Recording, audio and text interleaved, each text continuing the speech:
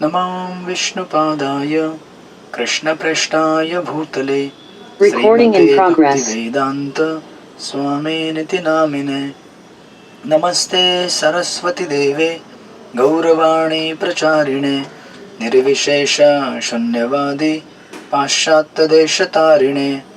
जय श्री कृष्ण चैतन्य प्रभु नित्यानंद श्री अद्वैत गदाधर श्रीवासादि गौर भक्तवृंद। हरे कृष्णा कृष्ण कृष्णा हरे हरे, हरे राम राम राम हरे हरे।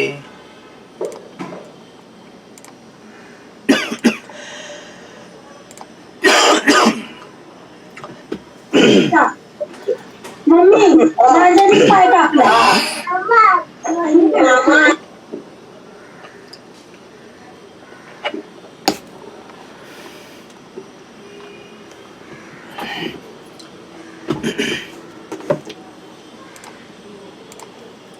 हरे कृष्णा, आप सब लोगों का स्वागत है हमारे साप्ताहिक कार्यक्रम में। तो शुरुआत करने से पहले हम लोग श्रील प्रभुपाद के भागवत में से एक श्लोक और अनुवाद करेंगे। ये प्रथम स्कंद का अध्याय नंबर 5 का श्लोक नंबर 13 है।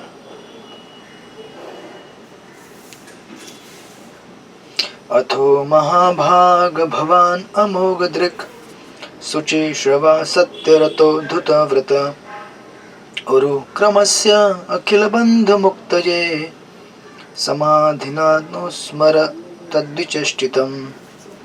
हे व्यासदेव, तुम्हारी दृष्टि सभी तरह से पूर्ण है, तुम्हारी उत्तम ख्याति निष्कलुष है, तुम अपने व्रत में दृढ़ हो और सत्य में स्थित हो। अतएव तुम समस्त लोगों को भौतिक बंधन से मुक्ति दिलाने के लिए भगवान की लीलाओं के विषय में समाधि के द्वारा निरंतर चिंतन कर सकते हो। तात्पर्य श्रील प्रभुपाद द्वारा। जन सामान्य का स्वभाव से ही साहित्य के प्रति रुचि होती है। वे अज्ञात के विषय के बारे में किसी अधिकारी से सुनना तथा पढ़ना चाहते हैं, लेकिन उनकी रुचि ऐसे दुर्भाग्यपूर्ण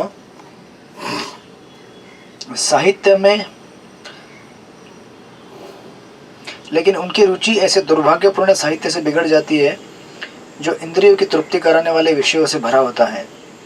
ऐसे साहित्य में अनेक प्रकार की लौकिक कविताएं तथा दार्शनिक कल्पनाएं दी रहती हैं, जो निनोधिक रूप से माया से प्रभावित रहती हैं और जिनका समापन इंद्रिय तृप्त में होता है। ऐसा साहित्य यद्यपि सही अर्थ में व्यर्थ होता है, लेकिन अल्पज्ञ लोगों के ध्यान को आकृष्ट करने के लिए खूब सजाया हुआ रहता है। इस प्रकार आसक्त जीव भवबंधन में अधिकाधिक फंसते जाते हैं और हजारों पीढ़ियों तक उनके मोक्ष की कोई आशा नहीं रहती। वैष्णव में श्रेष्ठतम श्री नारद ऋषि ऐसे व्यर्थ साहित्य के अभागे शिकारों के प्रति करुणा से अभिभूत होकर श्री व्यासदेव को ऐसा दिव्य साहित्य रचने के लिए उपदेश देते हैं जो न केवल आकर्षक हो अपितु सभी प्रकार के बंधनों से मोक्ष प्रदान करने वाला भी हो। श्रील व्यासदेव या उनके प्रतिनिधि सुपात्र हैं, क्योंकि वे वस्तुओं को सही परिप्रेक्ष्य में देखने में भली भांति प्रशिक्षित हैं। श्रील व्यासदेव तथा उनके प्रतिनिधि अपने आध्यात्मिक प्रकाश के कारण शुद्ध विचार वाले हैं, अपनी भक्ति के कारण दृढ़वर्ती हैं और भौतिक कार्यकलापों में सड़ रही पतितात्माओं का उद्धार करने के लिए कटिबद्ध हैं। पतितात्माएं नित्य प्रति नूतन समाचार प्राप्त करने की इच्छुक रहती हैं और व्यासदेव या नारद जैसे अध्यात्मवादी ही उन्हें आध्यात्मिक जगत के असीमित समाचार प्रदान कर सकते हैं। भगवद गीता में कहा गया है कि यह भौतिक जगत अखिल सृष्टि का एकमात्र खंड है और यह पृथ्वी संपूर्ण भौतिक जगत का एकमात्र अंश है। सारे विश्व में सहस्त्रों ऐसे साहित्यकार हैं जिन्होंने हजारों लाखों वर्षों से जनता की सूचना के लिए हजारों साहित्यिक कृतियां तैयार की हैं, लेकिन दुर्भाग्यवश इनमें से किसी के द्वारा भी पृथ्वी पर शांति तथा अमन चैन नहीं लाया जा सका। इसका कारण है इन कृतियों की आध्यात्मिक शून्यता। अतएव वैदिक साहित्य विशेष रूप से भगवद गीता तथा श्रीमद् भागवत की संस्तुति की जाती है, जिससे भौतिक सभ्यता के उस चंगुल से अभिष्ट छुटकारा प्राप्त हो सके जिससे मानव शक्ति का प्रमुख अंश क्षीण होती जा रही है। भगवद गीता स्वयं भगवान द्वारा कहा गया संदेश है, जिसका अंकन व्यासदेव द्वारा हुआ है। श्रीमद् भागवत उन्हीं भगवान कृष्ण के लीलाओं का दिव्य आख्यान है। शाश्वत शांति तथा कष्टों से मुक्ति की जीव की लालसाओं को तुष्ट करने में यह ग्रंथ सर्वसमर्थ है। अतएव श्रीमद् भागवत पूरे ब्रह्मांड के जीवों को समस्त प्रकार के भौतिक बंधनों से पूर्ण छुटकारा दिलाने के लिए है। भगवान की लीलाओं का ऐसा दिव्य आख्यान व्यासदेव तथा उनके प्रामाणिक प्रतिनिधियों जैसे मुक्त जीवों द्वारा ही वर्णित किया जा सकता है, जो निरंतर भगवान की दिव्य प्रेमा भक्ति में लीन रहते हैं। केवल ऐसे ही भक्तों को भगवान की लीलाएं तथा उनकी दिव्य प्रकृति भक्ति के कारण स्वतः प्रकट हो पाती है। दूसरा कोई चाहे अनेक वर्षों तक चिंतन क्यों न करे, न तो भगवान के कार्यों को जान सकता है, न उनका वर्णन कर सकता है। भागवत के वर्णन इतने सूक्ष्म तथा सही होते हैं कि इस महान साहित्य में 5000 वर्ष पूर्व जो भी भविष्यवाणी की गई थी अब सही उतर रही है। अतएव लेखक की दृष्टि भूत, वर्तमान तथा भविष्य को पहचानती है। व्यासदेव जैसे मुक्त व्यक्ति न केवल दृष्टि शक्ति तथा पांडित्य के मामले में पूर्ण है, अपितु श्रवण, चिंतन, अनुभव तथा अन्य सभी इंद्रिय कार्यों में भी सिद्ध होते हैं। मुक्त जीव की इंद्रियां पूर्ण होती है और ऐसी पूर्ण इंद्रियों से ही इंद्रियों के स्वामी ऋषिकेश या भगवान श्री कृष्ण की सेवा की जा सकती है। अतः श्रीमद् भागवत वेदों के संकलन करता परम सिद्ध व्यक्ति शील वेदव्यास द्वारा किया गया पूर्ण पुरुषोत्तम भगवान का परिपूर्ण वर्णन है। हरे कृष्ण। शील प्रभुपाद की जय।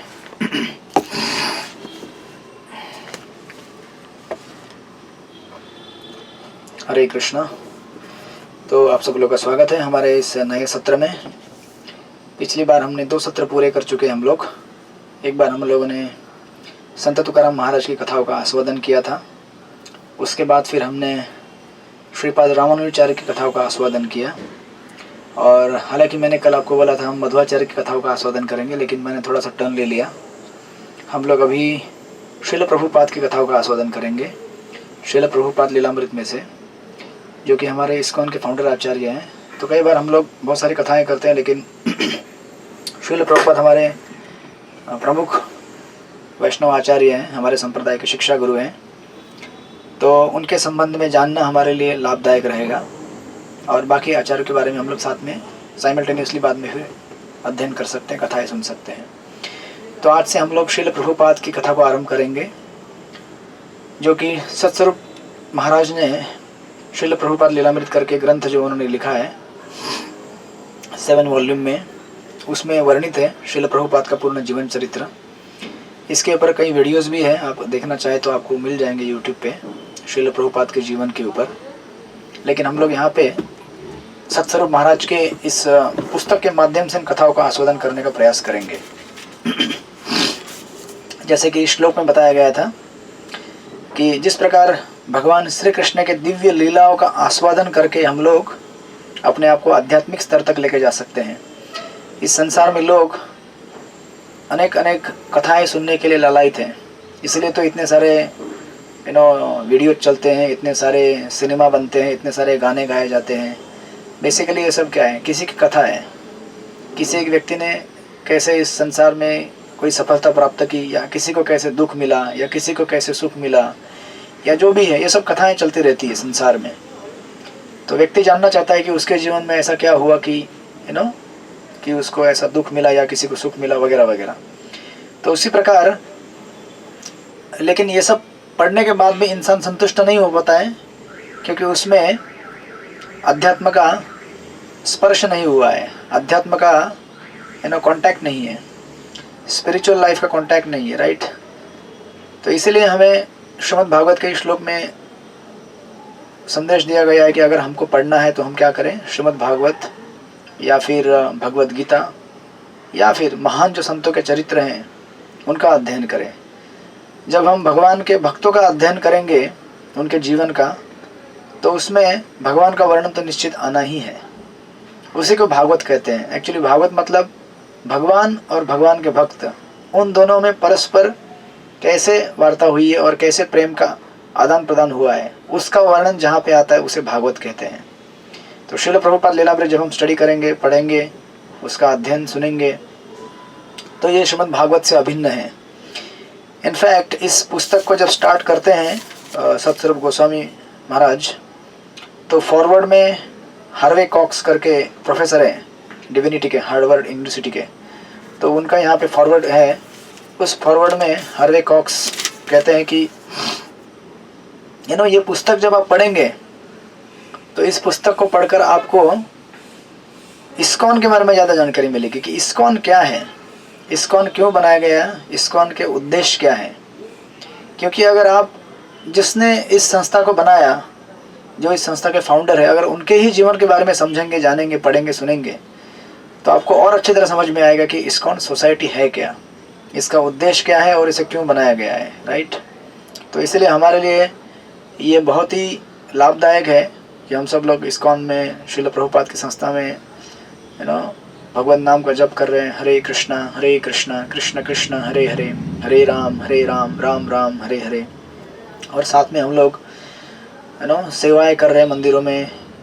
जैसे भी हम घर में रहे हैं या फिर आश्रम में रह रहे हैं, कहीं मंदिर में, हम हर तरह से कंट्रीब्यूट करने का प्रयास कर रहे हैं और प्रचार और प्रसार को आगे बढ़ाने का प्रयास कर रहे हैं, राइट। तो इस्कॉन को अगर अच्छी तरह जानना है तो हमें उसके फाउंडर को जानना होगा, उनकी क्या इच्छाएं थी, उन्होंने क्या क्या तत्व दिए और कैसा संघर्ष किया उन्होंने इस संस्था को स्थापित करने के लिए। जैसे हम लोग तुकाराम महाराज और रामानुजाचार्य के बारे में जब पढ़ रहे थे तो हमने भी देखा उनके जीवन में किस तरह से संघर्ष उन्होंने किया हम सबको अध्यात्म देने के लिए।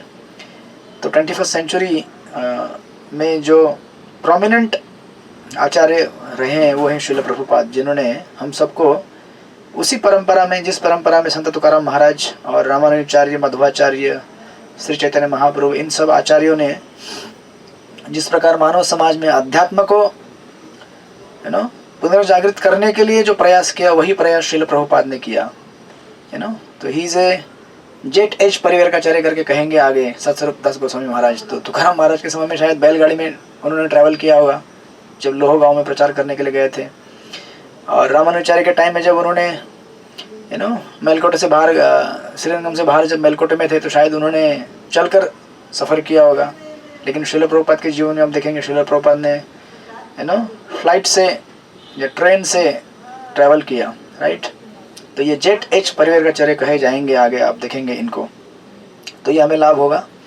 और साथ में हमें देखने को मिलेगा कि वैदिक संस्कृति या फिर जो हमारी सनातन धर्म की शिक्षाएं हैं उसका ठीक से प्रचार पूर्ववर्ती आचार्यों ने तो जरूर किया, लेकिन जब श्री चैतन्य महाप्रभु के बाद स्पेशली एक जो गैप बन गया, 6 गोस्वामी जो वृंदावन के थे उनके बाद वो लंबे समय तक उस समय में ज़्यादा प्रचार नहीं चल पाया। फिर उसके बाद भक्ति विनोद ठाकुर आए, फिर भक्ति सिद्धांत सरस्वती ठाकुर, और फिर उनके बाद श्रील प्रभुपाद जिन्होंने इसको ग्लोबल स्तर पे इसका प्रचार किया।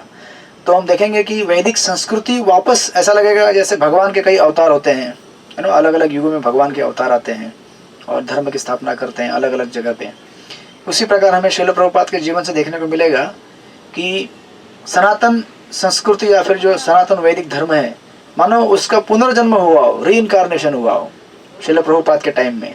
अगर श्रील प्रभुपाद इन सब का प्रचार नहीं करते तो आज सनातन संस्कृति या सनातन धर्म कितना पीछे चला जाता, ये हम देखेंगे। जैसे श्रील प्रभुपाद के लीलामृत में वर्णन किया जाएगा कि किस प्रकार उन्होंने not just speaking about ISKCON Hare Krishna movement, but अध्यात्म को पुनः जागृत करने का कार्य भारत भूमि में श्रील प्रभुपाद का बहुत बड़ा कंट्रीब्यूशन रहा है। श्रील प्रभुपाद को देखकर काफ़ी संस्थाएं और काफ़ी जो संप्रदाय हैं उन्होंने भी अपने प्रचार कार्य को आगे बढ़ाया, उनको भी प्रेरणा मिली। तो हमें देखने को मिलेगा कि वैदिक ट्रेडिशन का किस तरह से जागरण हुआ है। और श्रील प्रभुपाद कोई ऐसे वैसे व्यक्ति नहीं थे। हारे कॉक्स कहते हैं अपने फॉरवर्ड में कि वो लिखते हैं कि at what almost anyone would consider a very advanced age when most people would be resting on their bed। तो श्रील प्रभुपाद 70 साल की उम्र में भारत से निकले अमेरिका जाकर इस्कॉन को स्थापित करने के लिए। ये कोई टाइम होता है क्या? ये टाइम होता है रिटायर होने का, राइट। जैसे सुबह से लेकर अगर रात तक काम करेंगे तो आप रात को आराम करेंगे, राइट, बोलेंगे अभी हो गया, दिन भर काम कर लिया मैंने। तो जीवन के भी अलग अलग फेज होते हैं, जैसे सुबह होती है, फिर दिन होता है, फिर शाम होती है, फिर रात होती है, right. This are different phases within one day. उसी प्रकार there are different phases within one's life. जैसे चाइल्डहुड है, फिर अडल्टहुड आएगा, फिर थोड़े अडल्ट हो जाएंगे, फिर आप थोड़े ओल्ड हो जाएंगे, फिर ओल्ड एज में कोई थोड़ी नया प्रोजेक्ट चालू करता है, वो तो रिटायर हो जाता है। अभी यहाँ पे जो कथाएं सुन रहे हैं, जितने भी यहाँ पे बुजुर्ग लोग हैं या फिर एजेड लोग हैं, वो कोई नया प्रोजेक्ट चालू नहीं करने वाले, राइट? कोई करने वाला है क्या? जरा देख लेता हूँ मैं कौन कौन है। हाँ, यहाँ पे हैं 2-3 बुजुर्ग लोग दिख रहे हैं। तो जनरली हम लोग ऐसे एज में रिटायर होना चाहेंगे, नहीं? यहाँ पे है एक माता जी है ना, लक्ष्मी माता जी, राइट? हरे कृष्णा माता जी, आपको आवाज आ रही है मेरी? यस, प्रभु जी आ रही है। हाँ। कितना एज है माता जी का? माता जी बोल सकते हैं, बाकी ऑडियंस को भी बोलने का है मौका यहाँ पे। Let's give them chance to speak also. हाँ, यहाँ पे और एक माता जी है, शिवानी देवी दासी माता जी। हाँ, दंडोत प्रणाम प्रभु जी। हाँ, कितना एज है आपका? 60। हाँ, 60। तो कोई नया प्रोजेक्ट चालू कर रहे हैं अभी आप? नहीं, प्रभुपाद ने जो इतना रेडीमेड दिया है उतना ही तो हम पढ़ ले तो हमारा भाग्य खुल जाए। यस। हाँ। 60 साल की उम्र में, 70 साल की उम्र में थोड़ी कोई नया प्रोजेक्ट खोलता है। बोले अभी प्रोजेक्ट हो गया, अभी वानप्रस्थ का टाइम हो गया। जी। यस, लेकिन श्रील प्रभुपाद ऐसे आचार्य हैं जिन्होंने 70 साल की उम्र में ऐसा प्रोजेक्ट चालू किया, वर्ल्ड वाइड मिशन। सोचिए ज़रा, हम लोग एक छोटा सा सेंटर खोलते हैं, छोटा सा प्रचार करने का प्रयास करते हैं, एक छोटा सा, अभी आपका जूम का एक प्रोजेक्ट चालू है पिछले कुछ 2-3 सालों से शायद। तो कितना मेहनत लगता है, क्या सिद्ध प्रभु आप बताएंगे कितना मेहनत लगता है? इतने सारे लोगों को इतने सारे लोगों को इकट्ठा करना, फिर जो कथाकार रहेंगे उनके साथ कोऑर्डिनेशन करना, फिर ये जूम के अकाउंट को मेंटेन करना, रिकॉर्डिंग मेंटेन करना, so much effort required, right? आप सोचिए श्रील प्रभुपाद ने ऐसे कितने प्रोजेक्ट खोले होंगे, छोटे, बड़े तो छोड़ ही दीजिए। तो इसीलिए हार्वे कॉक्स अपने इसमें कहते हैं कि he started his career, I mean of course उन्होंने तो पहले स्टार्ट किया था, बट स्पेशली लिखते हैं कि बिकॉज श्रील प्रभुपाद ने ऐसे एडवांस एज में ऐसा प्रोजेक्ट चालू किया, इसलिए कहते हैं कि Srila Prabhupada is of course only one of thousands of teachers, but in another sense he is 1 in 1000, maybe 1 in million. तो अभी मैं कहूँगा कि not just 1 in million but 1 in billions. ये तो हार्वे कॉक्स ने वो टाइम पे लिखा हुआ है। अभी की अगर आप जनसंख्या देखेंगे और अभी का अगर आप लोगों का जीवन मान देखेंगे, तो मुझे नहीं लगता है कि ऐसे आचार्य वापस कभी पुनः इस धरती पर प्रकट होंगे। हमारे एटलीस्ट टाइम लाइन में, इसलिए श्रील प्रभुपाद ने कहा कि 10,000 साल तक उनकी किताबें चलेंगी, 10,000 ईयर्स प्रेडिक्शन दिया गया। तो इसलिए श्रील प्रभुपाद कोई साधारण व्यक्ति नहीं है, ही इज ए नित्य सिद्ध pure devotee of the Lord, right? अच्छा, मैं बीच बीच में किसी को कुछ पूछूंगा तो आप लोग जवाब दीजिएगा, ठीक है? तो just make an little interactive. सबके लिए माइक ऑन रख दीजिए, मतलब फैसिलिटी दीजिएगा माइक ऑन करने का, मतलब बोल सकते हैं कोई भी, एंड देन थोड़ा इंटरेक्टिव रखेंगे तो थोड़ा वार्तालाप चलता रहेगा हमारा, तो थोड़ा क्लास थोड़ा रोमांचक होगा। सिर्फ मैं बोलते रहूँगा तो फिर थोड़ा मोनोटोनस हो जाता है। Let us have her class में ऐसा करेंगे थोड़ा सा।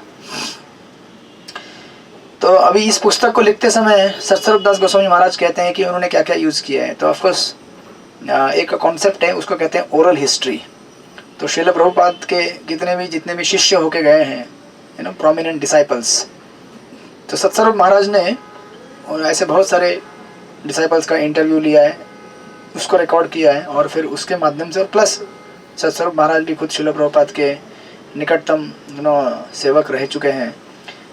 तो उन्होंने इस सब इकट्ठा करते हुए श्रील प्रभुपाद का बायोग्राफी लिखा है। तो ये एक बायोग्राफी लिखना भी बहुत बड़ा टास्क था।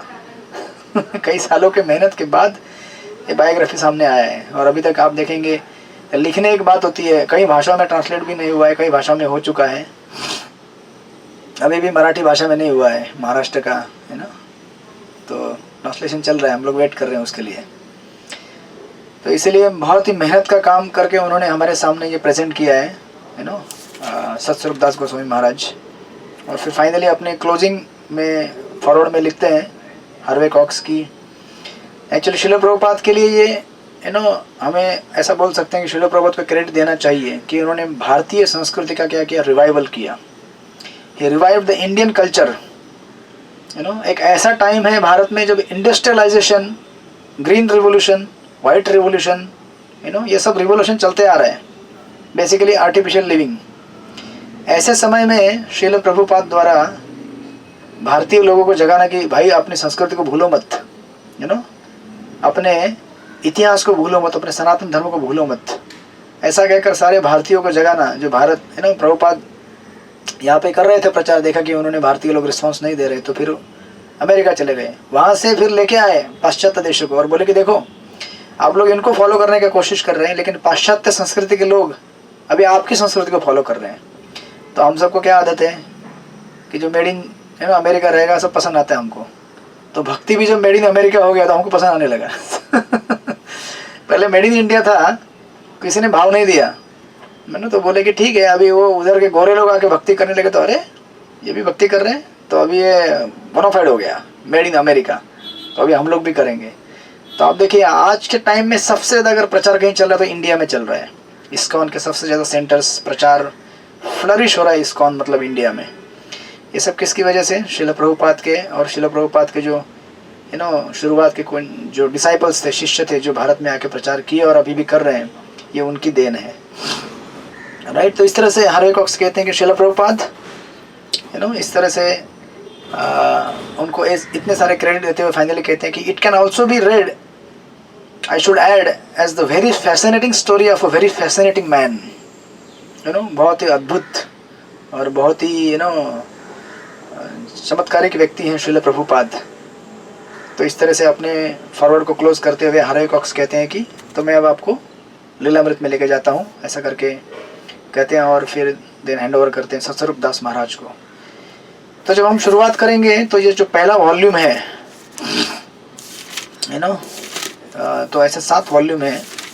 ये सबसे जो पहला वॉल्यूम है इसको इन्होंने नाम दिया है, जब आप पढ़ेंगे यहाँ पे टोटल 7 में से पहला ही आता है, life time in preparation 1896 till 1965।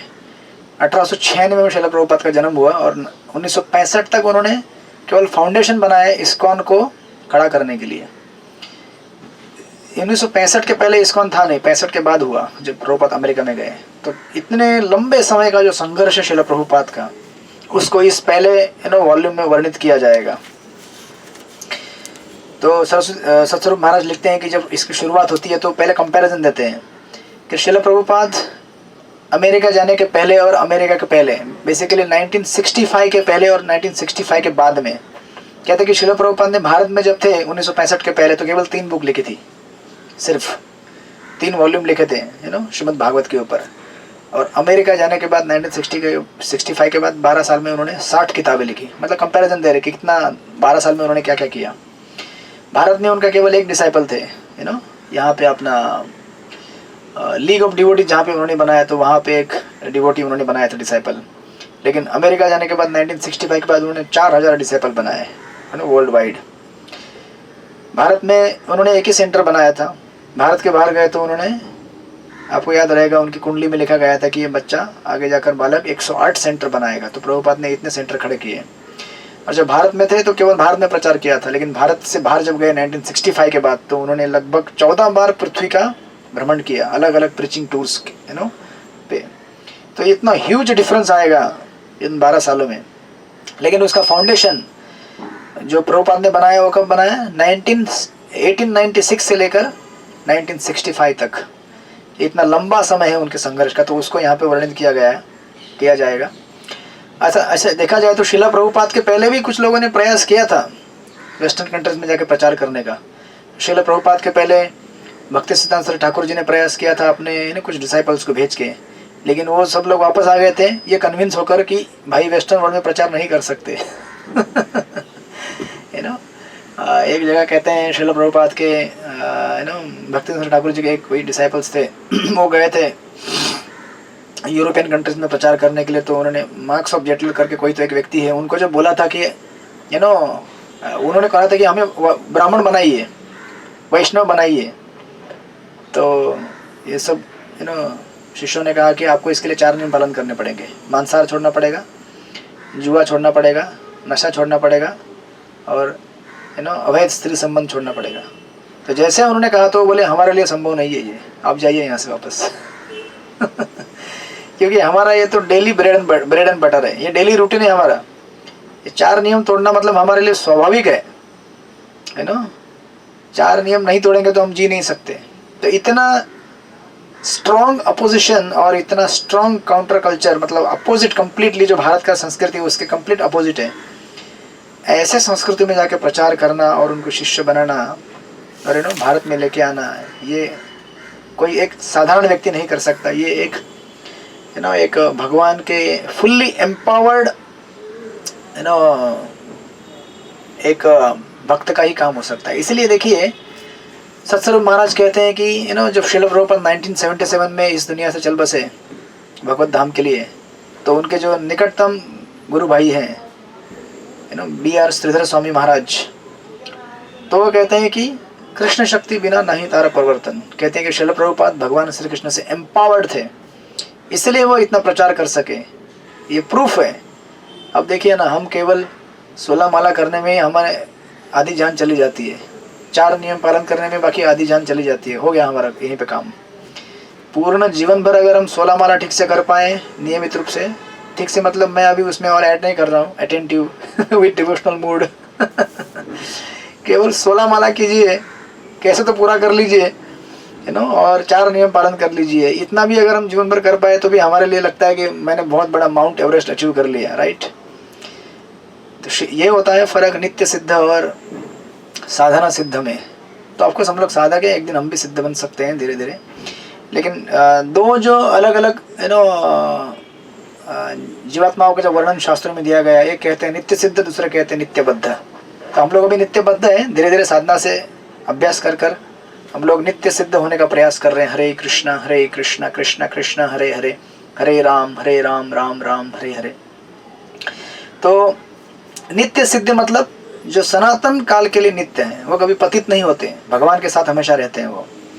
और ऐसे नित्य सिद्ध आत्मा हैं जब इस भौतिक जगत में आती हैं तो हमें लगेगा कि वो भी हमारे जैसे ही रहते हैं यार, हमारे जैसे ही उनको संघर्ष हो रहा है, हमारे जैसे उनको कभी बीमारी होती है, हमारे जैसे कभी उनको क्या होता है। ऐसा समझने में गलती नहीं करना चाहिए हमें। भगवान के नित्य सिद्ध यहाँ पे आते हैं केवल हमारे बीच में रहकर हमारे साथ हमको भगवत धाम का रास्ता दिखाने के लिए। अगर वो यहाँ पे आएंगे और उनको समझो अगर कोई नित्य सिद्ध यहाँ प्रचार कर रहे हैं, अगर उनको बीमारी नहीं हुआ तो हम सोचेंगे अरे नित्य सिद्ध मतलब कोई बीमारी हो नहीं सकता। या फिर नित्य सिद्ध का पहचान ये है कि उसको कभी या फिर वो ऐसे खाता है, ऐसे नहीं खाता है, या फिर वो सोता ही नहीं है तो एकदम अचंभा हो जाएंगे हम लोग और उसके साथ रिलेट नहीं कर पाएंगे हम। तो हमको लगेगा कि मुझे अगर साधना करना है तो फिर मैं कभी बीमार नहीं गिरना चाहिए, मुझे कभी कुछ होना नहीं चाहिए। तो इसलिए नित्य सिद्ध भी हमारे जैसा ही जीवन जीते हैं और साथ में दिखाते हैं कि ऐसा जीवन जीते हुए भी हमें कैसे भगवान की भक्ति करनी चाहिए। चाहे मुझे कुछ दुख आए जीवन में, सुख आए, या फिर कुछ मेरे साथ गलत हो या अच्छा हो, तो भौतिक जीवन में संघर्ष करते हुए भगवान को कैसे पूजना है, ये हमें सिखाने के लिए नित्य सिद्ध यहाँ पे अवतरित होते हैं। लेकिन हमें यह नहीं समझना चाहिए कि वो हमारे जैसे हैं, राइट। वो कहते हैं इसलिए कि all Nitya Siddhas within this material world may appear to toil like ordinary men, but they never forget their position as servants of the Lord. कभी भूलते नहीं कि वो भगवान के नित्य दास हैं, राइट। इसलिए ये श्रील प्रभुपाद का जो पहला है जो प्रथम वॉल्यूम है, लाइफ टाइम इन प्रिपरेशन, सत्स्वरूप महाराज कहते हैं कि in the years of struggle described in this volume take on a special sweetness. एक अलग ही स्वाद है इसमें। शायद आप में से बहुत सारे लोगों ने श्रील प्रभुपाद के जीवन के ये लीलाओं को नहीं सुना होगा आज तक, या सुना होगा हल्का फुल्का यहाँ वहाँ। हमने तो खाली यही सुना है बहुत बार कि श्रील प्रभुपाद ने इस्कॉन बनाया, श्रील प्रभुपाद ने ये सेंटर खड़ा किया, फिर श्रील प्रभुपाद ने अपने शिष्यों को ऐसे उपदेश दिए। लेकिन श्रील प्रभुपाद का जो प्राइमरी प्रिलिमिनरी या फिर उनका जो इस्कॉन को एस्टेब्लिश करने से पहले वाला जो जीवन था, कितना संघर्ष भरा था, ये हमको दिखेगा यहाँ पे, जिससे हम रिलेट कर सकते हैं कि सत्स्वरूप महाराज कहते हैं कि these years reveal little known events in the life of a person who was always wrapped in devotional remembrance of Krishna. Although he struggled through many hardships, his struggles were not those of an ordinary man, for he lived solely to carry out the will of Guru and Krishna. तो हो सकता है कि एक सामान्य व्यक्ति का संघर्ष भी हमें लगे कि उस शिला प्रभुपाद का भी संघर्ष एक सामान्य व्यक्ति जैसा है। उनको भी रोटी कपड़ा मकान का चिंता है, घर का चिंता है, बच्चों की शादी करवानी है, प्रॉपर्टी संभालना है, बिजनेस संभालना है, राइट। लेकिन हमें ये नहीं भूलना चाहिए कि शिला प्रभुपाद का संघर्ष भगवान की सेवा करने के लिए था और हमारा संघर्ष इंद्रिय तृप्ति करने के लिए होता है, राइट। तो हम भी बिजनेस के पीछे रहेंगे, घर गृहस्थी, बच्चा बीवी सब है ना, पति पत्नी या प्रॉपर्टी, घर में रहने वाले बाकी डिपेंडेंट्स, उन सबका हम केयर ले रहे हैं।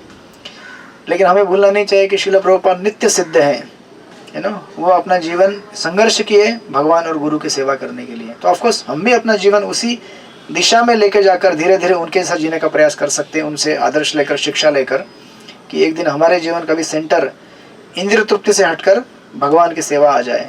तो इसी लक्ष्य को साथ में रखते हुए उसकी पूर्णता प्राप्त करनी है। तो हम लोग इसको प्रारंभ करेंगे धीरे धीरे यहाँ से अभी शिला प्रभुपाद के इस सुंदर जीवन के चरित्र को। तो जब अध्याय नंबर 1 चालू होता है इस फर्स्ट वॉल्यूम में, तो उनके जन्म के बारे में बताया गया शिला प्रभुपाद के। इस अध्याय के शुरुआत में ही शिला प्रभुपाद एक अपना छोटा सा एक पैराग्राफ का कमेंट देते हैं, लिखते हैं। सतस्वरूप महाराज कहते हैं कि we would be sleeping and father would be doing Aarti, ding ding ding, we would hear the bell and wake up and see him bowing down before Krishna। ये जिस चैप्टर की शुरुआत में एक जस्ट एक आपको थोड़ा एक्साइट करने के लिए एक छोटा सा पैराग्राफ दिया है। कहते हैं कि शिला प्रभुपाद कहते हैं कि हम लोग सोए होते रहते हैं, सोते थे हम लोग घर पे, तब पिताजी आते थे और घंटी बजाते थे और हम लोग देखते थे कि पिताजी भगवान के सामने अपना चरण मस्तक झुकाकर भगवान का दर्शन कर रहे हैं और पूजा कर रहे हैं। ऐसा करके शिला प्रभुपाद अपना कमेंट देते हैं शुरुआत में। तो शिला प्रभुपाद उनकी जन्म तिथि सितंबर 1, 1896 है, अब आपको सबको पता है भगवान श्री कृष्ण 5000 वर्ष पूर्व जो दिन हम मनाते हैं जन्माष्टमी, उस दिन भगवान का आविर्भाव हुआ इस जगत में 5000 वर्ष पूर्व। और उसके ठीक दूसरे दिन नंद महाराज ने वृंदावन, अब भगवान का जन्म तो हुआ वहाँ पे मथुरा में, फिर मथुरा से भगवान श्री कृष्ण को गोकुल में लेके गए नंद बाबा, वसुदेव, और फिर नंद महाराज के पास सौंप दिया। और नंद महाराज ने फिर दूसरे दिन जन्माष्टमी मनाया। जन्माष्टमी तो पहले दिन हुआ, लेकिन दूसरे दिन नंदोत्सव मनाया, फेस्टिवल मनाया, सेलिब्रेशन भगवान श्री कृष्ण के जन्म का, तो उसको कहते हैं नंदोत्सव। तो जो नेक्स्ट डे होता है, तो ये कलकत्ता का वर्णन आ रहा है यहाँ पे। आज से 70-80 साल पहले वाला कलकत्ता, 100 साल पहले वाला कलकत्ता। तो कलकत्ता में उस समय जन्माष्टमी का इवेंट चल रहा था। तो जन्माष्टमी और वर्णन देते हैं सतस्वरूप महाराज की। मोस्टली वो टाइम में कलकत्ता ये ब्रिटिश लोगों का कैपिटल था। आप लोगों को पता रहेगा ब्रिटिश रूल इंडिया में शिला प्रभुपाद का जन्म हुआ। तो सारे सिटी में माहौल था जन्माष्टमी का। और कहते हैं कि इस जन्माष्टमी में न केवल हिंदू, मुस्लिम, इवन कुछ लोग ब्रिटिश लोग भी शामिल हो रहे थे। और बहुत सारे लोगों ने फास्टिंग रखा था, भगवान का भजन, पूजन, कीर्तन, हरे कृष्णा कृष्ण कृष्ण हरे हरे, हरे राम राम राम हरे हरे, इस तरह से पूरे दिन भर कीर्तन चल रहा था। और फिर उसके नेक्स्ट डे, दूसरे दिन यानी कि सितंबर 1, 1896, कहते हैं कि टॉलीगंज सबब था कलकत्ता का, वहाँ पे एक मेल चाइल्ड का जन्म हुआ। और क्योंकि उनका जन्म नंदोत्सव के दिन हुआ था, जो कि भगवान श्री कृष्ण के पिता नंद बाबा इन्होंने अपने बच्चे के, बालक के जन्मों के उत्सव के हेतु मनाया हुआ दिन है, उसे इसलिए नंदोत्सव कहते हैं। तो इसलिए उनके अंकल शिला प्रभुपाद के, उनको कहते थे नंदूलाल, प्रभुपाद का बचपन का नाम है ये, तो उनको नंदूलाल के नाम से बुलाया गया। लेकिन उनके पिता गौर मोहन डे, उनके पिताजी का नाम है, उन्होंने उनका, और उनकी माता रजनी, उन्होंने उनका नाम रखा अभय चरण।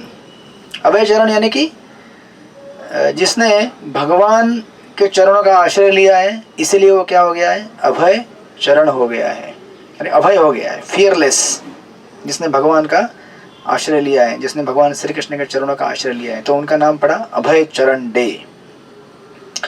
और फिर जिस तरह से सिस्टम रहता है कि जब डिलीवरी के टाइम में माता क्या करती है, अपने मायके चली जाती है। तो शिला प्रभुपाद की मदर रजनी, वो भी अपने मायके आई थी और उनका जन्म स्थान जहाँ वो आज भी कलकत्ता में, आप लोग जाएंगे, अभी हाईवे 17 जा रही है कलकत्ता, तो आपको दिखेगा वहाँ पे, यू नो, प्रभुपाद के जन्म स्थान को आज उन्होंने इतना अच्छा सजाया हुआ है। कहते हैं कि it was on the bank of the Adi Ganga, few miles from his father's home, in a small 2-room mud walled house with a tiled roof underneath a jackfruit tree। अपना जो ये रहता ना कटहल का पेड़, उसके नीचे शिला प्रभुपाद का जन्म हुआ। और वो एड्रेस, उसके बाद फिर शिला प्रभुपाद की माता उनको लेकर वापस जहाँ पे उनका ससुराल था, उसका एड्रेस दिया है 151 हैरिसन रोड कलकत्ता में, वहाँ पे चले आए। और जब एस्ट्रोलॉजर को दिखाया गया शिला प्रभुपाद को, बच्चे का जब हॉरोस्कोप बनाया जाता है जन्म लेने के बाद, तो उन्होंने प्रेडिक्शन दिया, ऑस्पिशियस प्रेडिक्शन दिया। उन्होंने कहा कि ये बालक जब 70 साल का बनेगा, 70 साल की उम्र का, तो कहा कि ये ओशन, समंदर पार कर कर वेस्टर्न वर्ल्ड में जाएगा और वहाँ पर जाकर 108 मंदिरों की स्थापना करेगा। काफ़ी काफ़ी ज़बरदस्त प्रेडिक्शन है, कि इस तरह से। तो बचपन से ही शिला प्रभुपाद, यानी कि हम ये देख सकते हैं कि शिला प्रभुपाद कोई साधारण व्यक्ति नहीं थे, नित्य सिद्ध हैं। उनके बचपन से हमें सब इंडिकेशन और साइंस मिलने जा रहे हैं कि शिला प्रभुपाद कैसे इस जगत में हम सब लोगों का उद्धार करने हेतु अवतरित हुए हैं। फिर सत्स्वरूप महाराज जब डिस्क्राइब करते हैं शिला प्रभुपाद जहाँ पे भी रह रहे थे, उस एरिया का वर्णन करते हैं कलकत्ता का। कहते हैं कि कलकत्ता उस समय इंडिया का कैपिटल था और कलकत्ता में 2 सेक्शंस थे, एक ब्रिटिश लोगों का एरिया था और एक भारतीय लोगों का एरिया था, दोनों अलग अलग रहते थे। तो कहते हैं कि ब्रिटिश लोगों का जो एरिया था मोस्टली सेंट्रल कलकत्ता था, जहाँ पे बहुत सारे theatres, race tracks, cricket fields और एकदम फाइन यूरोपियन बिल्डिंग्स वहाँ पे देखने को मिलते थे। आजकल ऑफकोर्स तो सब अभी आज पूरे भारत भर में फैल गया है उनकी संस्कृति उन्होंने फैला दी है। और इसके अपोजिट कहते हैं कि जो नॉर्थ कलकत्ता था जहाँ पे भारतीय लोग रहते थे, तो सेंट्रल कलकत्ता में ब्रिटिश लोग रहते थे और नॉर्थ कलकत्ता में भारतीय लोग रहते थे। और उनका रहन सहन भी दिया गया है। कहते हैं कि they hear the main dressed in dhoti and the women in saris. तो धोती कुर्ता ये पुरुषों का लिबास था और साड़ी स्त्रियों का लिबास था। ये पहनते हुए वो लोग वहाँ पे रहते थे। और चूँकि उस समय भारत ब्रिटिश साम्राज्य के अधीन था, तो ब्रिटिश साम्राज्य की जो भी उनके सेवाएं थी उनको फॉलो करते हुए अपने कल्चर को नहीं छोड़ा था उन्होंने। अपने ट्रेडिशनल कल्चर और रिलीजन को फॉलो करते हुए वो लोग वहाँ पे रहते थे। और अभय चरण यानी कि शिला प्रभुपाद, उनके पिताजी का एड्रेस दिया गया है घर का, जैसे मैंने पहले कहा 151 हैरिसन रोड। वो जहाँ पे भारतीय लोगों का सेक्शन था वहाँ पे नॉर्थ कलकत्ता के एक सेक्शन का एरिया है। और उनके पिताजी का वर्णन करते हुए कहते हैं कि उनके पिताजी Gour Mohan De, he belong to Swarna Vanik merchant community. तो उनके पिताजी व्यापारी थे, कपड़ों के क्लॉथ मर्चेंट थे, और थोड़ा सा ब्रीफ हिस्ट्री दिया है कि गौर मोहन डे एक्चुअली ये बिलोंग करते हैं गौतम ऋषि के गोत्र से। फिर बाद में लेकिन जब भारत पे अंग्रेज मुगलों का शासन था, उस समय मुगलों ने उनको मुलिक करके एक टाइटल दिया था, क्योंकि ये लोग गोल्ड, सॉल्ट, इसमें भी बिजनेस किया करते थे, बड़े इन्फ्लुएंशियल फैमिली थी उस समय, तो इसलिए उनको मुलिक करके कहा गया। तो इसलिए कभी कभी आपको दिखेगा वर्णन में कि मुलिक यानी कि बेसिकली लॉर्ड, वेल्दी, तो ऐसा टाइटल उनको दिया गया। और शिला प्रभुपाद जहाँ पे रहते थे वहाँ से थोड़ा ही कुछ अंतर पे 151 हैरिसन रोड, वहाँ से कुछ थोड़ा एक जगह पे एक सुंदर भगवान का मंदिर था, उसका नाम था राधा गोविंद। तो उस राधा गोविंद मंदिर, शिला प्रभुपाद का जो स्पिरिचुअल जर्नी है वो तो ऑफकोर्स उनके घर से स्टार्ट हुआ, उनके माता पिता ने उनको दिया, प्लस अपने सराउंड, देखिए आपको भी आज भी याद रहेगा आपके बचपन में जो भी सराउंडिंग में आपके कोई टेम्पल था जिसको आपने विजिट किया, कभी जाकर दर्शन किया, तो उसके अभी भी आपको संस्कार रहेंगे। It helps you to grow, develop spirituality later in your life. तो शिला प्रभुपाद के जीवन में भी शिला प्रभुपाद कहते हैं कि मेरे घर के थोड़ा बाजू में एक राधा गोविंद करके मंदिर था, 150 साल पुराना, जो कि उनके मुलिक फैमिली पूरा उसको मेंटेन करते थे। तो सुंदर राधा गोविंद की डीटी थी वहाँ पे, उसका वर्णन भी आगे आएगा। इसका मंदिर का एक सिंपल शेड्यूल था, रोज़ सुबह वहाँ पे आरती होती थी, वहाँ पे पुजारी थे जो मंदिर को मेंटेन करते थे। और वे सारे सुवर्ण मल्लिक फैमिली जो थे वो सब लोग मिलके उस मंदिर को मेंटेन किया करते थे। जैसे आज भी आप देख सकते हैं कहीं कई जगह पे ऐसा रहता है कि एक एक कॉलोनी या फिर एक मोहल्ला या फिर एक सोसाइटी एक टेम्पल को मेंटेन करते हैं। कितना भी आज वेस्टर्नाइज हम लोग हो जाए, लेकिन इतना तो सेंस रहता है कि हमें एक मंदिर होना चाहिए हमारे कॉलोनी में, या फिर कोई भी मंदिर हो, हनुमान का मंदिर हो या फिर दुर्गा का मंदिर, शिव जी का मंदिर। तो ये हमारा एंशियंट कल्चर में इतना थोड़ा थोड़ा है भरा हुआ अभी भी हमारे पास। तो श्रील प्रभुपाद इस मंदिर का डिस्क्रिप्शन सत्स्वरूप महाराज देते हुए कहते हैं कि every morning there would be aarti. तो ये लोग ब्रेकफास्ट जैसे करने के पहले, जैसे सुबह सुबह घर में तो ऐसे मंगला आरती तो नहीं होता होगा क्योंकि ये सब लोग बिजनेस क्लास के लोग थे, बिजनेसमैन थे। मैं भी रात को लेट सोना और फिर सुबह थोड़ा सा लेट उठना था। तो ये लोग सुबह ब्रेकफास्ट करने के पहले राधा गोविंद मंदिर जाते थे। राधा गोविंद मंदिर जाकर भगवान को वहाँ पे आरती अटेंड करते थे और भगवान को भोगा ऑफर करते थे। तो यहाँ पे वर्णन दिया है भोगा में क्या क्या ऑफर किया जाता था। भोगा में राइस, कचौरी और वेजिटेबल्स एक बड़े प्लेट में ऑफर करते थे। कचौरी प्रभुपाद का फेवरेट था। फिर ये सब भगवान को भोग लगाने के बाद सारा बाद में बाहर सारे विजिटर्स जो भी आते थे लेटर, सबको डिस्ट्रीब्यूट किया जाता था एक एक करके। तो श्रील प्रभुपाद वो भी अपने सर्वेंट था श्रील प्रभुपाद के सर्वेंट के उनके सर्वेंट श्रील प्रभुपाद के घर के, उनको एक छोटा सा बेबी कैरेज था उसमें लेके जाते थे। तो प्रभुपाद कहते हैं कि उनका एक मित्र था सिद्धेश्वर मुल्लिक करके। बाद में आपको इसका वर्णन आएगा जब उनका श्रील भक्तिसिद्धांत सरस्वती ठाकुर जी के साथ मुलाकात होगा, उसमें उनका इंस्ट्रूमेंटल हाथ रहेगा। तो ये सिद्धेश्वर मुल्लिक ये इनको मोती करके बुलाते थे श्रील प्रभुपाद को, मोती यानी कि पर्ल। तो उनके बचपन के फ्रेंड थे वो। तो श्रील प्रभुपाद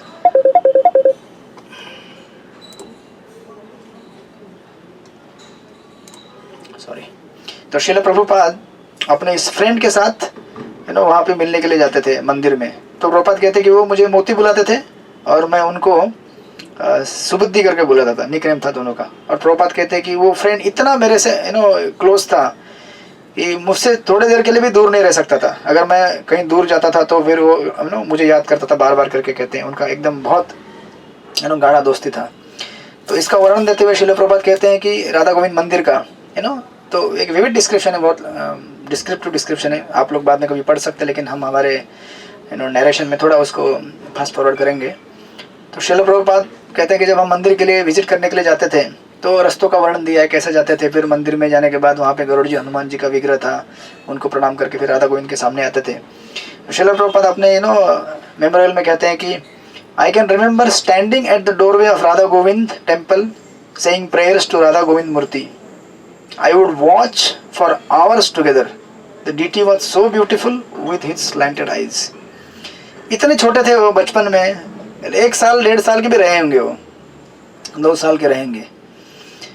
बचपन से उनका जो प्रेम है भगवान के प्रति यहाँ पे दिख रहा है आपको। कहते हैं कि मैं घंटों घंटा मंदिर के सामने रह के भगवान का दर्शन लेता था। बचपन से ही ऐसा अगर है तो आप समझ सकते हैं कि बालक मतलब कोई साधारण बालक नहीं था ये। मैं भी हम लोग घंटों घंटा बचपन में कहीं खेले होंगे गली में, नुक्कड़ में, या फिर थोड़े बड़े होंगे तो कहीं जाकर सिनेमा देखा होगा, टीवी देखा होगा, क्रिकेट मैच देखा होगा। लेकिन श्रील प्रभुपाद ये ऐसे आचार्य हैं जिनका वर्णन हम देखेंगे तो यहाँ पे आपको समझेगा कि नॉट एन ऑर्डिनरी सोल। इतना आकर्षण होना बचपन से ही ये कोई साधारण बात नहीं है। भगवान के सामने जाकर प्रेयर करते थे और हम उनको घंटों घंटा देखते थे। उनकी जो तिरछी स्लैंटेड आइज थे वो इतने सुंदर थे, प्रभुपाद कहते हैं। और वर्णन देते हैं कि श्रील प्रभुपाद जैसे हमारे पास यहाँ पे मंदिर में राधा गोपीजन वल्लभ का अर्चा विग्रह है, काइंड ऑफ सेम डिस्क्रिप्शन यहाँ पे देते हैं कि किस प्रकार गोविंद जी 18 इंच के हाइट के थे, राधा रानी थोड़ी सी छोटी थी उनके से, लेफ्ट साइड में, और छोटी सी हल्की। दोनों का कॉम्प्लेक्शन गोल्डन था और दोनों ने सुंदर गोल्डन वस्त्र पहने हुए थे। और कहते कि उनके ऊपर जो लगे हुए जहरा गहने थे, कहते कि Radha Rani's bracelets were of gold, क्योंकि गोल्ड मर्चेंट थे वो लोग। तो सोने के 2-4 कंगन पहनाना कोई बड़ी बात नहीं थी उनके लिए। Radha Rani's bracelets were of gold and both Radha Rani Krishna were gold embroidered silks chadars, उनके ऊपर कपड़े पहनाए हुए थे। इस तरह से सुंदर मालाओं में सजे हुए सिल्क के कपड़ों में, और सुंदर फ्रेश तुलसी पत्तों से उनके चरणों को सजाया गया था। ऐसा सुंदर वर्णन यहाँ पे दिया गया है। तो ऐसे राधा गोविंद डीटी का दर्शन करने के लिए श्रील प्रभुपाद रोज डेली जाया करते थे। और प्रभुपाद लिखते हैं कि Radha Krishna were slightly smiling, भगवान के जो अर्चा मूर्ति रहते हैं वो थोड़े से हल्के हल्के मुस्कान देते हैं, आप देखेंगे कहीं भी। और बिकॉज भक्तों के वर्शिप की वजह से, भक्तों के उनको पूजा करने की वजह से उनका और सुंदरता निखरता है। एक्चुअली जब भगवान के दर्शन करने हम जाते हैं कई बार मंदिरों में, तो इतना क्लोज दर्शन कोई लेता ही नहीं है, क्योंकि हम लोग जाते हैं भगवान को मंदिर में मिलने के लिए, किस लिए? कुछ मांगने के लिए जाते हैं भगवान को देने के लिए तो भूल ही जाओ। ये एक्चुअली कस्टम है, शास्त्रों में लिखा गया है कि भगवान को जब हम मंदिर जाते हैं मिलने के लिए तो खाली हाथ नहीं जाना चाहिए, कुछ ना कुछ लेकर जाना चाहिए। इसलिए भगवान गीता में कहते हैं पत्रम पुष्पम फलम तोयम, कि थोड़ा सा पत्र, थोड़ा सा पुष्प, थोड़ा सा फूल लेके आओ मेरे लिए, भगवान कहते हैं। जब आप उसे प्रेम से लेके आओगे तो मैं इसे स्वीकार कर लूँगा। तो लेकिन हम लोग कई बार भगवान से मांगने के लिए जाते हैं, तो हम भगवान का इतना दर्शन देख ही नहीं पाते कि भगवान ने आज कौन से कपड़े पहने हुए हैं, भगवान ने अपना फ्लूट कैसे पकड़ा है, भगवान के बालों में कौन से फूल लगे हुए हैं, हाथों में कौन से कंगन हैं, कौन सी पायल लगी हुई है पैरों में, ये सब देख ही नहीं पाते। क्योंकि एक्चुअली जो वास्तविक भगवान का आशीर्वाद है वो है भगवान का दर्शन प्राप्त करना। आप देखेंगे प्रथम स्कंद में श्रीमद् भागवत के जब कुंती महारानी अपनी प्रार्थनाएं करती हैं, तो कुंती महारानी की प्रार्थना को सुनकर भगवान श्री कृष्ण इन सब प्रार्थनाओं को सुनने के बाद हल्का सा मुस्कान देके कुंती महारानी को सांत्वना देते हैं। तो ऐसा नहीं था कि कुंती महारानी ने इतनी सुंदर प्रार्थना की तो बाद में भगवान बोले ठीक है अभी चेक बुक लेकर साइन करके देता हूँ, ले लो हस्तिनापुर का राज्य अभी दिलाता हूँ, या फिर ये देता हूँ वो देता हूँ। ऐसा कुछ नहीं था, क्योंकि हमको लगता है कि भगवान का दर्शन करना मतलब भगवान से कुछ प्राप्त करना, भौतिक वस्तु। इसीलिए हम लोग हमेशा फंस जाते हैं। जो हमें भगवान से मांगना है वो मांगते ही नहीं मंदिर में जाकर। लेकिन भगवान का दर्शन लेना और भगवान की सुंदरता को प्रशंसा करना उनकी, और उनके सुंदर अर्च वेर को देखकर उनको अपने मन में उतारना, यही भगवान का सबसे बड़ा बेनेडिक्शन है एक्चुअली। क्योंकि जब हम भगवान के दर्शन करेंगे और भगवान की मुस्कान देखकर हम लोग अगर इंचेंट हो जाए, प्रसन्न हो जाए, और वो मुस्कान अगर हमारे दिल में उतर जाए, तो फिर समझ जाइए कि आपका मंदिर जाना सफल हो गया। क्योंकि हमारे सारे कष्टों का कारण क्या है? इस भौतिक संसार के प्रति आकर्षण, इस भौतिक जीवन के प्रति आकर्षण, भौतिक भोग के प्रति आकर्षण। जब तक हम उस आकर्षण से बंधे हुए हैं तब तक हम लोग इस संसार में बंदी के जैसे बंधे हुए हैं, राइट। प्रभुपाद कहते हैं कि ये संसार एक बंदी गृह के समान है ना, बंदीशाला है, ये प्रिजन हाउस है। ये हम सब लोग अपनी अपनी इच्छाओं के क्या है? बंदी है। ऐसा दिखता नहीं हम सब कोई बंदी है। अभी आप बोलेंगे हम में से किसी के हाथ बंधे हुए नहीं, हम थोड़ी बंदी है, हम तो घूम रहे हैं, यहाँ वहाँ घूम रहे हैं, जो भी चाहे खा रहे हैं पी रहे हैं। लेकिन जो भी चाहे खा पी नहीं रहे हैं, आपको जो मन बोल रहा है कि ये आज खाना ही है तो खाना ही है, भले जेब में पैसा ना हो या फिर भले हेल्थ अच्छा ना हो, लेकिन खाना है आपको लग रहा है कि मैं खा रहा हूँ ये, लेकिन आप अपने मन के कितना खिलाफ जाके वो चीज़ कर रहे हैं आप ही देख लीजिए, या फिर आज हमें इस जगह नहीं जाना है लेकिन मन बोलता नहीं जाना है। तो इस प्रकार हम लोग बंदी गृह में हैं, बंदी अवस्था में हैं। इससे बाहर छूटने का एक ही उपाय रहता है, वो है भगवान के प्रति अपने आकर्षण को बढ़ाना, भगवान से प्रेम करना, राइट। लेकिन प्रेम करना तो एक सेकंड स्टेप है। जब हम किसी से अट्रैक्ट हो जाएंगे तभी तो प्रेम करेंगे ना, राइट। जब किसी से आकर्षण ही नहीं होगा तो प्रेम क्या करेंगे आप तो इसलिए ये बहुत ही इंटरेस्टिंग है, यहाँ पे इंस्ट्रक्टिव भी है कि प्रभुपाद लिखते हैं कि उनको मैं घंटों घंटा देखता था भगवान के विग्रह को, है ना। कभी प्रयास कीजिए घंटों घंटा भगवान का दर्शन करने का, 5 मिनट के अंदर आउट हो जाएंगे आप लोग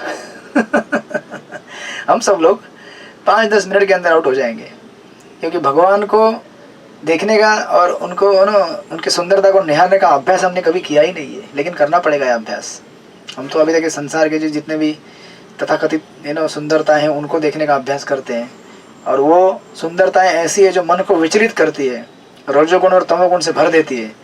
लेकिन भगवान के दर्शन करेंगे और उनके सुंदरता से अगर आकर्षित हो जाएंगे तो हम लोग इस संसार के रजोगुण तमोगुण से मुक्त हो सकते हैं, क्योंकि ये हमको उधर से छुड़ाकर आध्यात्मिक धरातल पे लेके जाता है, राइट। इसलिए भगवान का जो सुंदरता है और उनकी जो मुस्कान है, यही भक्त के लिए सबसे बड़ा आशीर्वाद है। मंदिर जाने के बाद ये मत सोचना कि आज भगवान ने कुछ दिया नहीं यार, हाथ में कुछ देते हैं, या फिर घर जाने के बाद पता चलता है लॉटरी लग गई है, प्रमोशन मिल गया है, कुछ प्रॉब्लम दूर हो गया है। ये सब तो लाइफ में आएगा जाएगा, चलता रहेगा अपने अपने कर्म और प्रारब्ध के हिसाब से या फिर भगवान की इच्छा से। लेकिन जब तक ये चीज़ें आती रहेंगी जाती रहेंगी, हम लोग संसार में बने रहेंगे, क्योंकि इच्छाएं बनी रहेंगी। लेकिन भगवान का दर्शन अगर प्राप्त हो जाए, उनके सुंदर मुस्कान के प्रति आकर्षण हो जाए, तो हम लोग उनसे प्रेम करने की चेष्टा करेंगे।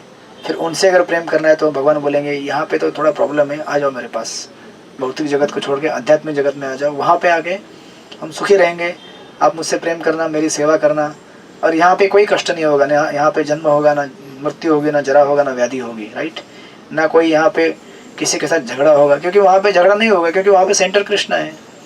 यहाँ पे झगड़ा क्यों होता है? क्योंकि सेंटर कृष्ण नहीं है ना। घर में 4 व्यक्ति रहते हैं, एक बोलता है कि ये टीवी यहाँ पे रखो, ये टेबल यहाँ पे रखो, हाँ डाइनिंग टेबल वहाँ पे रखो, दूसरा बोलते हैं नहीं वहाँ पे रखो, तीसरा बोलता है अरे वहाँ भी नहीं वहाँ रखो।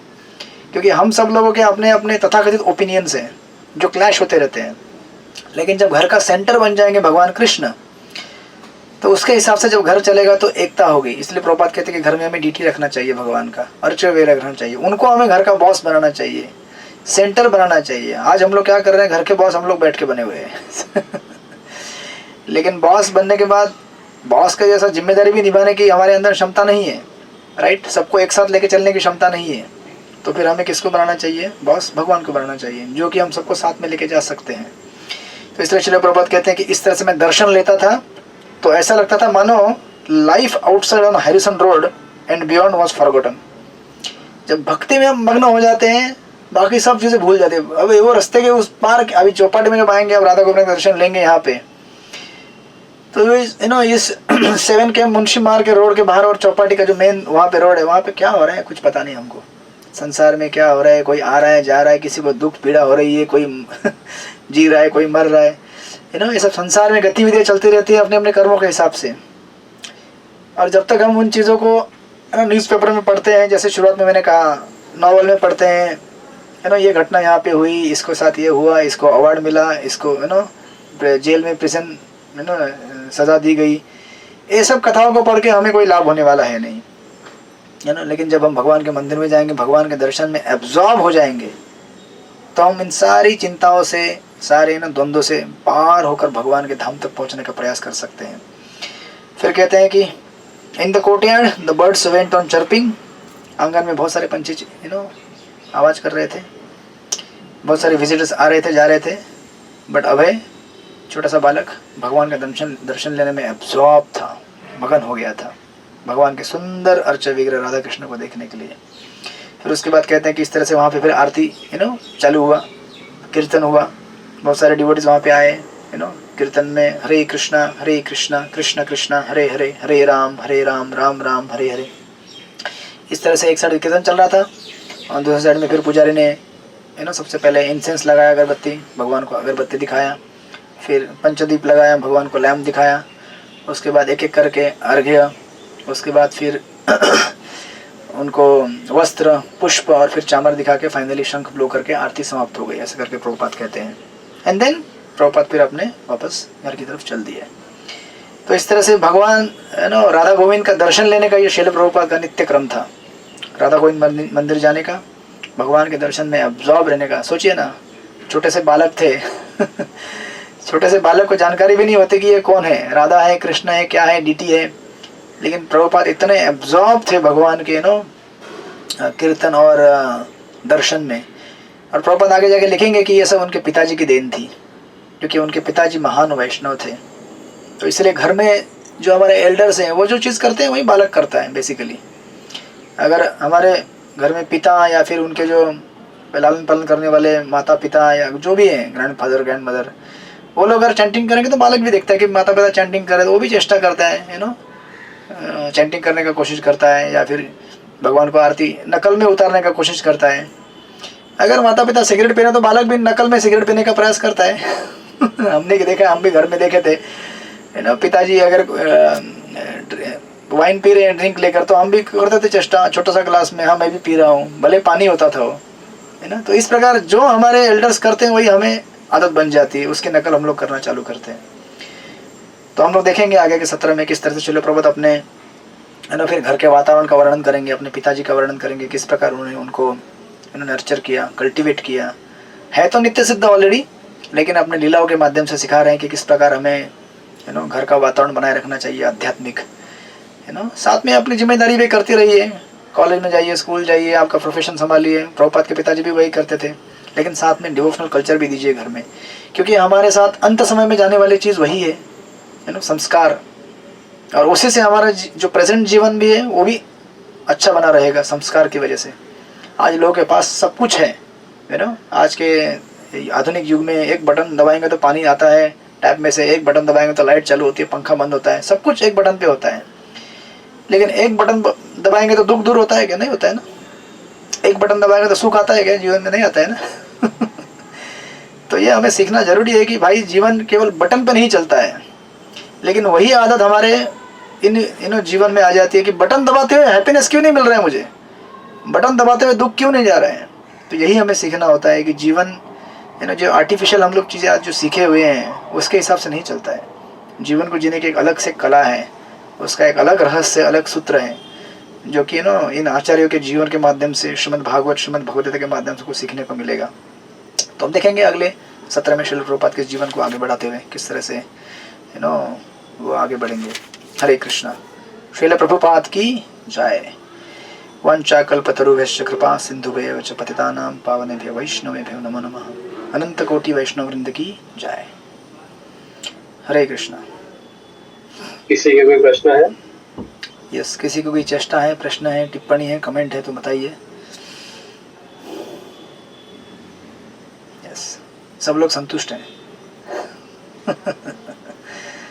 ओके, फिर मिलेंगे हम लोग अगले फ्राइडे। हरे कृष्णा। आइए हम सब प्रभु जी का धन्यवाद करते हैं 3 बार उनको हरि बोल बोल के। हरि बोल, हरि बोल, हरि बोल, हरि बोल। Thank you Prabhu ji. हरे कृष्णा।